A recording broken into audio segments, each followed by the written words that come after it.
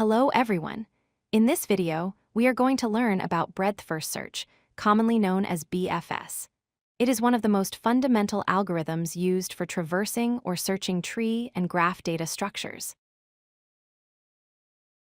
The core concept of BFS is exploration by layers. Imagine dropping a stone into a pond and watching the ripples expand outward. BFS works exactly like that.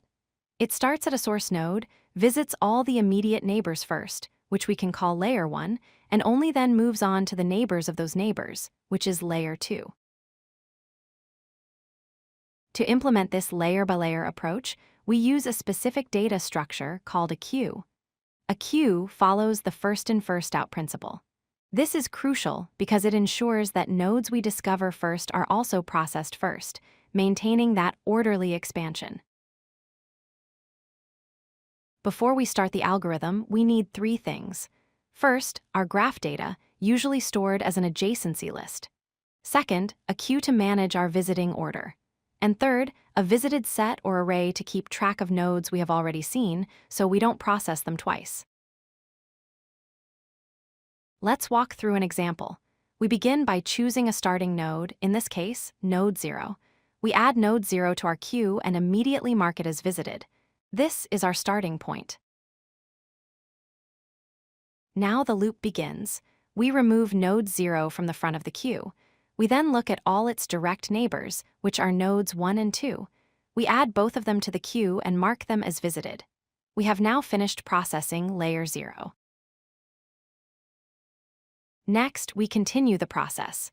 We pull the next item from the queue, which is node 1. We look at its neighbors, nodes 3 and 4. We add them to the queue and mark them as visited. Notice how we are exploring the graph breadthwise, completely finishing one level before going deeper. A critical part of BFS is handling cycles. In graphs, you can often loop back to a previous node. If we didn't check our visited set, our algorithm could get stuck in an infinite loop, bouncing between 2 connected nodes forever. Always check if a neighbor is visited before adding it to the queue. Let's talk about performance. The time complexity is big O of V plus E, where V is the number of vertices and E is the number of edges. This is because in the worst case, we visit every node and travel across every edge once. The space complexity is big O of V, as our queue might need to store a significant portion of the vertices at once. BFS is incredibly useful in the real world. It is the go-to algorithm for finding the shortest path in unweighted graphs, like GPS navigation.